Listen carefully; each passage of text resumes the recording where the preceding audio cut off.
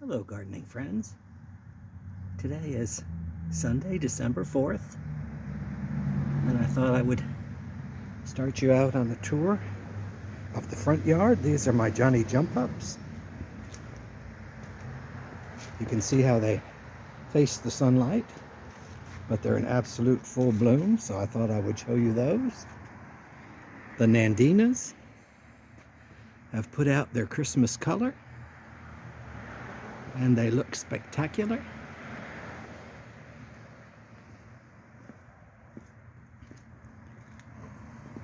I've been doing a little bit of work in the front yard.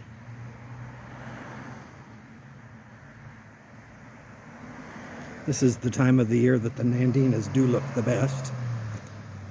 You can see a pile of leaves I have to distribute yet. I get leaves dropped off that I put in my flower beds, and then they gradually rot away for the summer. Here's where I've been working in the front yard. I decided I'd turn this sunny spot. I gave advice in one video about knowing your situation and planting accordingly, and decided this is the south side of my house, and I need to start planting anything that flowers, blooms, and or has fruit over here, like vegetables and things. So I widened the bed a little and decided to put in a row of monkey grass along the front. Here you can see this side is done. I also bought some pinks that I got from Lowe's. They were marked down. I can never remember what the pinks are actually called. What does it say on the little sticker? Well, it's covered up with the sale price. In any event, Google it. You can find out what it is. The little mini carnations. And here I've got yet to put in the monkey grass. You can see I stretch a line first. I forgot how tedious it is to put in monkey grass. It had been a while since I added any.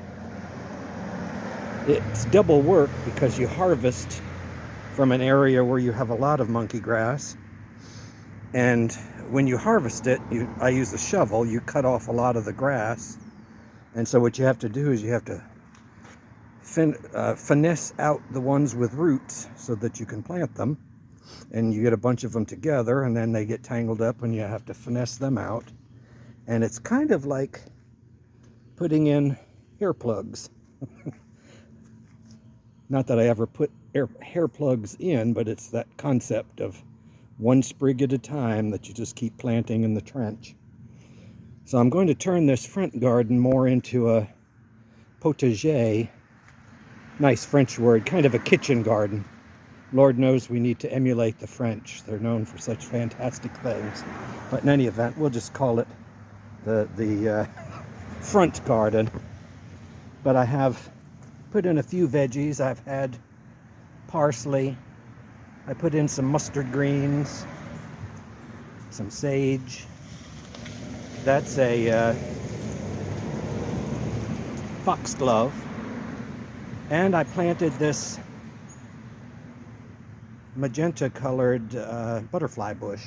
I had butterfly bushes in the backyard in the shade, so here it's going to be full sun and they should do really well. I was going to say about the foxgloves, that is where digitalis comes from. So a little bit is good, but you don't know what a little bit is, and too much will kill you.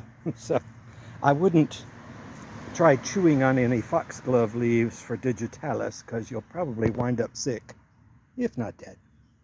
I also put in some broccoli in the back corners here. I sort of tucked them in. This side I did yesterday. It took about an afternoon for me to fiddle fart with the monkey grass. To be truthful, I probably would have attempted it today, but I don't like to frequently not follow the Sabbath, because I remember in Numbers about the poor old man, and I'm an old man, that got stoned to death for picking up twigs on the Sabbath, so I don't want to flagrantly disobey the Sabbath. The Bible's not kind of like an a la carte menu. You take it all. You don't just pick and choose. So, but I digress. So needless to say, I'll finish this tomorrow. The front of this bed, I still have my snapdragons, or antirrhinums. They've been cut back after the first bloom, and they're bushing up nicely. And I have to make sure I don't trip over that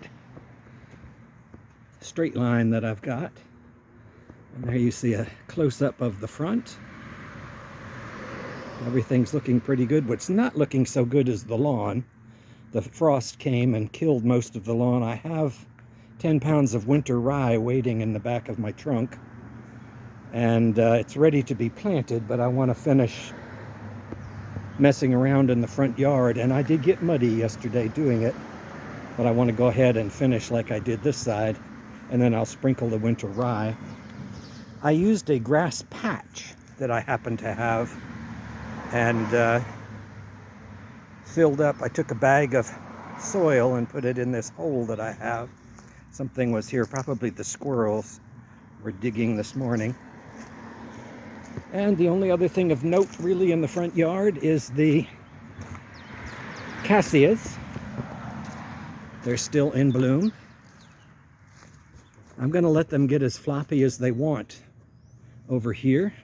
See if we can take a close-up. There's no fragrance to a cassia, which is a shame. But they are a pretty flower, and this is the time of the year that they bloom in the fall. What I'll probably do, I planted that this year, back in February or so. And in any event, I'm going to cut that back in the spring. And this is basically like a year's worth of growth. As the roots mature, it grows more. Frost will kill it back to the ground, a hard frost. Back in here, it's kind of wet today, but we do need the rain, so I'm thankful for every little bit we get. My wandering dude is blooming nicely. Tradescantia. And the encore azaleas are still putting out. I did notice also that the tea olives are starting to bloom. You can see over the top of the bird feeder, there's the blooms of the tea olives. They're very sweet smelling. And of course I've got more nandinas planted here.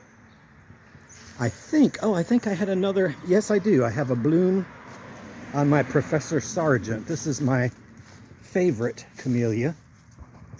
It was severely cut back a few years back. Here's what the flower looks like. It's gonna have more, but it's a beautiful double flower.